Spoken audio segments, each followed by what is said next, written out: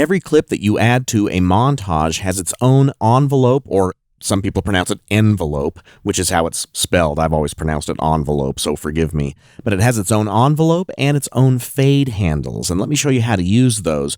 I'm going to use those on this clip, but to make it a little easier to see, I'm going to drag the height of track number 1 down so that we can really see what we're looking at here. And let's zoom in on that clip a little bit. Now, the first handles that you see are the fades. That's a little box at the very beginning of the file, which indicates the fade in, as well as an ending fade out handle. And when you click and drag either one of those to the left or to the right, then it adds a fade. And the beautiful part about doing your editing in the montage is that you don't have to permanently apply the fades to the audio file like you do in the audio editor. Instead, the fades in the montage are all non-destructive, so you never actually touch the original audio material that you add into the montage. It is non-destructive. So if we wanted to add a little fade into this file, we could just click and drag that handle to the right, or if we wanted to add a fade out, we can click and drag that handle to the left. And not only do we have these nice linear fades, but there's a whole bunch of different fades that you could add. So if you right or control click on a handle, then you can choose from those same 7 shapes for the fades. The logarithmic is a really nice one. So it's a slow fade out, but gets faster towards the end of the file. I really like the sinusoid option because it starts slow and then gets fast and then starts to slow down again.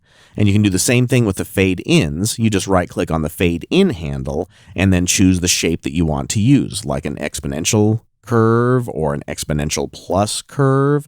And not only do you have those fade in and out handles, but you can also add nodes to the thread here in the center, which is the gain envelope. So if you double click on that thread, now you can add nodes to adjust the volume over time. That's what an envelope does. And that way you can do the same sort of volume automation that you may be used to doing inside of your DAW program. So again, double clicking will add a new one, and then you can move those nodes around to adjust the volume over time. And then there are specific functions for the envelope under the envelope tab. And a very common one is if you wanted to start over with the automation of the fades and the envelope, you can come over to the reset all command. That will just set all of those back to their default positions and erase anything that you had done to that, which is really great if you have saved the montage and opened it at a later date, which means that your history is going to be gone. So instead, you can start over by using the reset all command. And not only can you apply fades to individual files, but you can crossfade files as well. For example, if on our CD we actually wanted one song to fade into the other, like going from that song to, let's see, where's this other one that has a short fade in? There it is. So let's drag this file over here and let's put it on the same track. And what's going to happen is you'll see a crossfade. And I'm going to come up here to the top, which is where sometimes is. I'm going to move that over here and then move fight down here. And then if I drag open this track, we'll be able to see what's happening a little bit better. So this song is fading out, but if we wanted to have this song fading in at the same time, all you do is click and drag the 2 files together and you'll see that they crossfade over one another.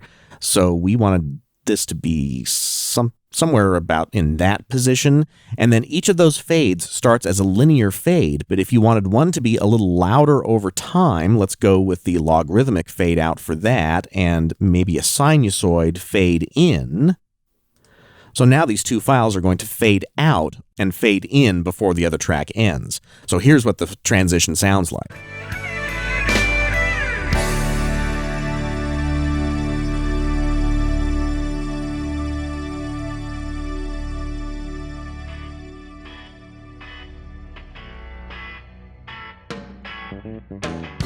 So that fade is a little long, so now I can adjust the length of the fade right here. So if we wanted to hear that guitar intro right about there, now here's what it sounds like.